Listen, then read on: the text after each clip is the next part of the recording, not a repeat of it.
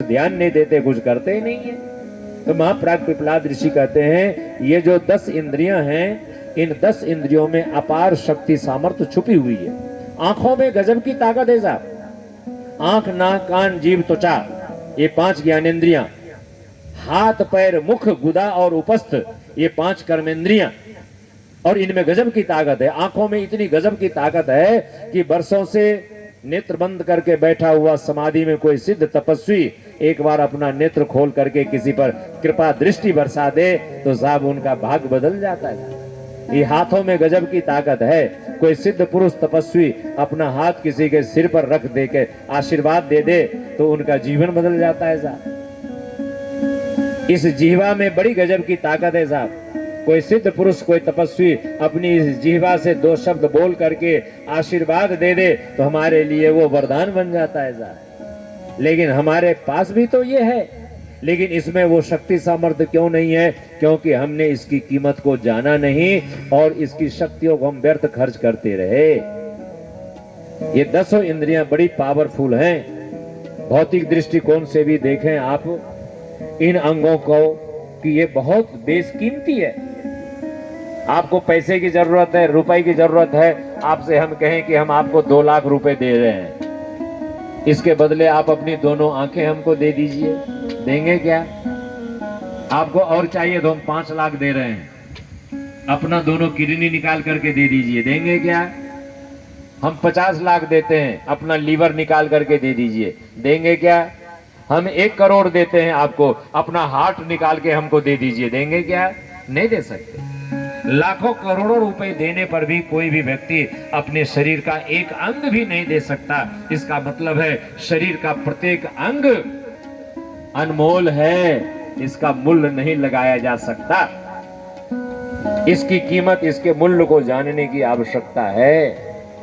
हम ये नहीं कह रहे हैं कि आप आंखों से दुनिया को ना देखिए, आंखों से देखिए पर वही चीज देखिए जो देखने योग्य है। कानों से सुनिए पर वही सुनिए जो श्रवण योग्य है, सुनने योग्य है। मुख से बोलिए पर वही बोलिए जो बोलने योग्य है। मन से सोचिए, चिंतन करिए, लेकिन वही सोचिए जो सोचने योग्य है। कभी किसी के प्रति बुरा भाव मन में न आने दें। कौन कैसा है नहीं है इससे अपने को कोई मतलब नहीं रखना चाहिए। दूसरों की बुराई, दूसरों की निंदा, शिकायत, दूसरों का अवगुण देखना, निकालना, उस पर चर्चा करना, मालूम है इससे क्या होता है? दूसरों के जीवन का पाप हमारे सिर चढ़ जाता है। भले वो गलत हो या ना हो, यदि हम उसकी निंदा शिकायत करते हैं, सोचते हैं तो हमारा मन दूषित होता है और उसका किया हुआ पाप हमारे सिर पर चढ़ जाता है। एक राजा थे। राजा का प्रतिदिन का नियम था, रोज 100 अंधों को वो खीर खिलाया करते थे और वर्षों से उनका ये नियम चला आ रहा था। 100 अंधों को रोज अपने यहाँ बुला करके सम्मान पूर्वक राजा रसोइया से खीर बनवाते थे और खीर खिलाया करते थे। एक दिन की बात, 100 अंधों को राजा ने खीर खिलाया और खीर खाते ही 100 अंधों की मृत्यु हो गई। राजा घबरा गया, पता लगाया इस मौत का क्या कारण है। तो पता ये चला कि जो रसोइया दूध मंगा करके सुबह खीर बनाया करता था, रात में वो खीर के बर्तन को खुला छोड़ दिया, भूलवश ढकना भूल गया, और रात में एक विषधर सांप आया।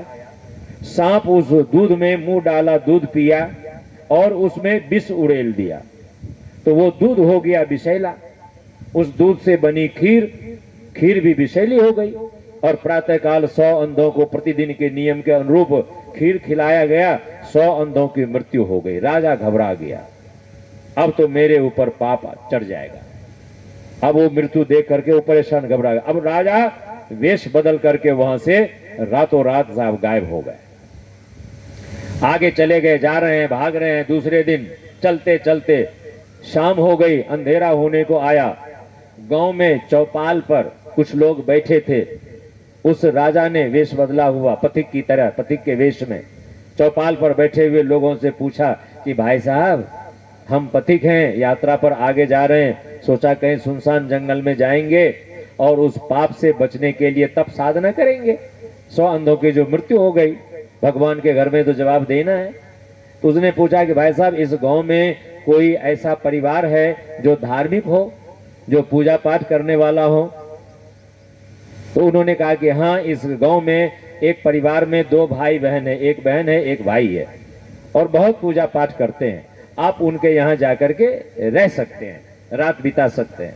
वो गया वहां पर और उनसे कहा कि भाई साहब, बहन जी, मैं पथिक हूँ, यात्रा पर हूँ, मुझे सुबह आगे जाना है, अंधेरा हो गया, रात हो गई, रात भर हम आपके यहाँ बिताना चाहते हैं, रात भर सहारा आश्रय दीजिए, प्रातः काल में चला जाऊंगा। उन्होंने कहा कि ठीक है साहब, अतिथि देवो भव, आप रहिए हमारे। और रुके वहां पर, स्वागत सत्कार हुआ, खाना पीना उनको खिलाया गया। और उस दोनों भाई बहन का नियम था प्रातः काल 4 बजे उठ करके स्नान करके ध्यान करने का, और प्रतिदिन वो 1 घंटा रोज ध्यान करते थे। तो जब उनके अतिथि दिन भर के थके हुए सोए ही थे, दोनों भाई बहन उठ करके नहा धो करके ध्यान में बैठ गए। जब वो ध्यान कर रहे थे उस समय उनका जागरण हुआ। तो भाई का ध्यान तो 1 घंटे में पूरा हो गया, बहन का ध्यान 1 घंटे में उस दिन पूरा नहीं हुआ। काफी समय लग गया उनको ध्यान पूर्ण होने में, लगभग 1.5-2 घंटे। 1.5-2 घंटे बाद जब बहन का ध्यान टूटा तो भाई ने कहा कि बहन, अपने घर अतिथि आए हुए हैं, अब वो भी जग गए हैं, उनको भोजन नाश्ता भी तो देना है, आगे उनको जाना है, उनकी सेवा सत्कार करनी है। आज तुझे ध्यान में इतना विलंब हो गया, उनकी सेवा उनका सत्कार नहीं हो पाएगा, ये बताओ आज इतना विलंब क्यों हुआ? तो बहन कहती हैं कि धर्मराज के दरबार में एक गजब का केस आ गया, मुकदमा आ गया, और उस मुकदमा का निराकरण ही नहीं हो पा रहा था, निपटारा ही नहीं हो पा रहा था, इसलिए मुझे विलंब हो गया। तो क्या मुकदमा आया, क्या केस आया? बोले एक राजा बहुत ही सद्भावना पूर्वक 100 अंधों को खीर खिलाया करते थे, एक दिन 100 अंधों की मृत्यु हो गई खीर खाने से।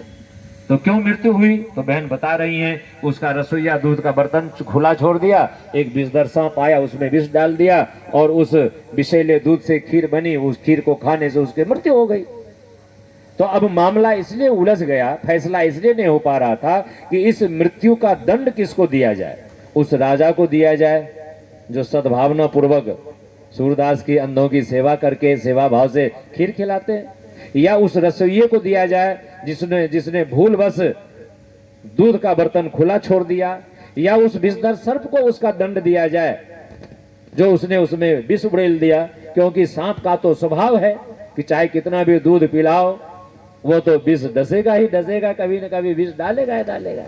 अब मामला इतना उलझ गया कि ये दंड किसको मिलना चाहिए। तो फिर क्या फैसला हुआ? वो राहगीर, वो राजा पथिक, उन्होंने पूछा उत्सुकता पूर्वक, ये तो हमारा केस है। उसने पूछा कि बहन, उसका क्या फैसला हुआ? बोला वो आज तो फैसला नहीं हो पाया, कल इस पर फिर से विचार किया जाएगा, हो सकता है कल इस पर फैसला हो जाए। तो उस पथिक ने कहा कि बहन, एक रात और हमको रुकने को मिलेगा क्या आपके यहाँ? बोले हाँ हाँ, आप अतिथि हैं, अतिथि देवो भव, जितने दिन चाहे आप रुकिए। उनको तो अपना फैसला सुनना था कि आखिर फैसला क्या हुआ। उस रात वो रुक गए, उस दिन भी वो रुक गए, और जब वो उस दिन रुक गए तो चौपाल पर जो रोज लोग बैठ करके आपस में चर्चा किया करते थे, एक दूसरे की निंदा शिकायत काना फूसी, तो उन लोगों ने जो है आपस में उस दिन उनके चर्चा का विषय ये बना कि देखो, वो पथिक यात्रा पे है और वो दिन भर का थका मांदा रात को वहां पर विश्राम करने रुक गया, सुबह उसको चले जाना चाहिए, लेकिन देखो वो दूसरे दिन भी वहां रुक गया। जरूर उसके मन में काला है, वो कोई पथिक नहीं है और वो कोई धार्मिक व्यक्ति नहीं है, धार्मिक परिवार ढूंढ करके वहां जा करके रहा, उसके मन में जरूर काला है, क्योंकि उसकी जो बहन है बड़ी खूबसूरत है और उसकी नजर उसकी बहन पे पड़ गई है, और देखना हो ना हो उसकी बहन को लेकर के वो भागने वाला है। अब दिन भर चौपाल पर बैठे लोग आपस में यही चर्चा करते रहेगा। दूसरे दिन प्रातः काल 4 बजे दोनों भाई बहन ध्यान के लिए बैठा, और दोनों भाई बहन का 1 घंटे में ध्यान समय पर पूर्ण हो गया। भाई से पहले उस राहगीर ने, पथिक ने पूछा कि बहन, उस मुकदमा का क्या फैसला हुआ?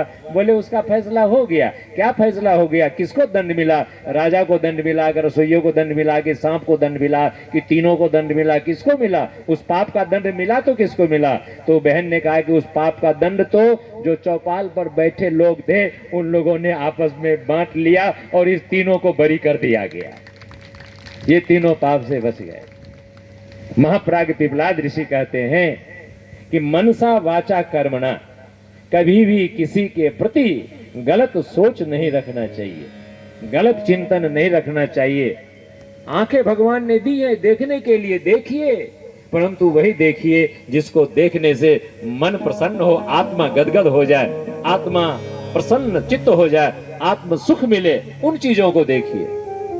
सुनिए, वही सुनिए जिससे कि आत्म विकास हो पाए, आत्म निर्माण हो पाए, आत्मिक प्रसन्नता मिल पाए। वही चीज बोलें, वही शब्द बोलें जिसको बोलने से एक दूसरे को अच्छा लगे सुन करके। तो इन इंद्रियों का सदुपयोग करें। इंद्रिय द्वार, इन इंद्रियों को, 10 इंद्रियों को 10 दरवाजे कहा गया है। ये 10 द्वार हैं भाई बहनों। दरवाजा यदि खुला होगा तो घर में आप चैन की नींद नहीं ले सकते।